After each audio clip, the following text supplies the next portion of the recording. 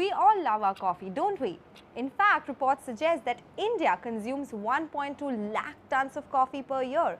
Of course, it's lower than Western countries because Indians also like their chai.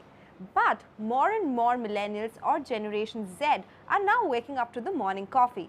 Be it cold brew, cappuccino, americano, latte, so many names. But every time you buy that cup of coffee from a store, it does impact the environment in some way. How is that? I asked Lakshmi Dasaka of Slay Coffee. Coffee industry is notoriously known for the amount of waste that it generates. And if you look at the global figures, the numbers are staggering.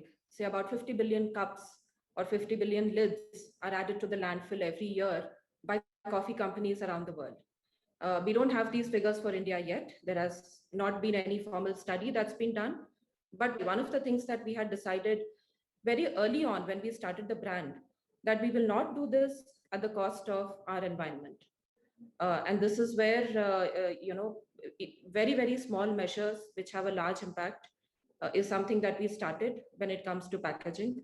Typically made of plastic as a material, we moved to bagasse as a recyclable, 100% biodegradable material right off the bat. I mean, there were no two questions about whether this is the right thing to do, how much expensive it's going to be. So these are some initial steps that we've taken to make sure that as an industry and as a brand that belongs to the industry that's known for not being so kind to the environment.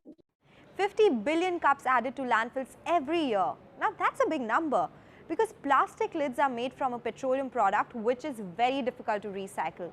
So Slay's move to bagasse is a step in the right direction. But that's just one company. What can be done by other companies or people in this sector, or what more is Slay doing to work on the waste issue? Well, firstly, our packaging consists of 2 to 3 main ingredients or products. The first being the coffee cup itself, where right now, we are using paper cups even for our cold coffees. So this is something that not a lot of brands do. It is a very willful initiative on our end to reduce the amount of plastic cups that we contribute to the environment. So you would see Slay as the only brand probably in the country that's using paper cups even for our cold coffees.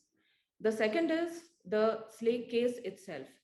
As a brand, that is our identity. It is a huge brand mark.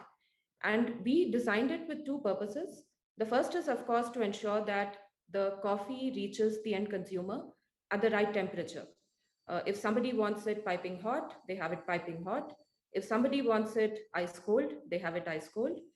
And two, it is also a beautiful case to look at. So consumers don't end up throwing it or relegating it to the dustbin, but they actually willingly use it for any art or craft at their end. We've had consumers that have made pots out of it. They use it to keep their indoor plants.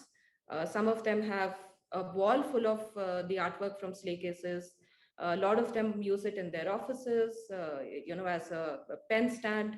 So these are, again, all the uses that the consumer has discovered on their own because we gave them a beautiful case that they wouldn't want to throw away. But is it really easy to move completely towards recyclable packaging when it comes to coffee delivery? Does the supply chain support this change?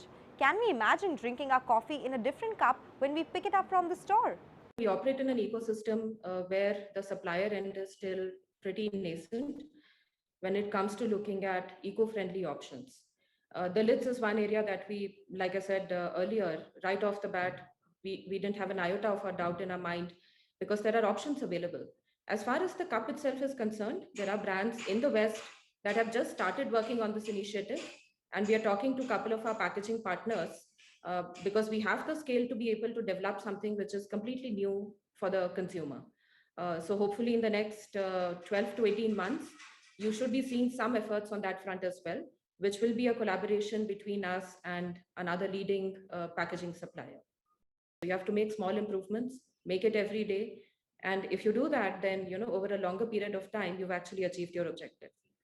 So it's a small initiative, but we're very confident that even if it is the 1 lakh, 1 lakh packages that are being added by us, they're all 100% biodegradable. In the coffee sector, a new crop of companies are experimenting with more sustainable models for consumers. Of course, much will also depend on how consumers get on board and recycle the cups they use to consume coffee. We can make a difference at an individual level. Let's try to avoid unnecessary lids, straws, try to use our own cups whenever possible.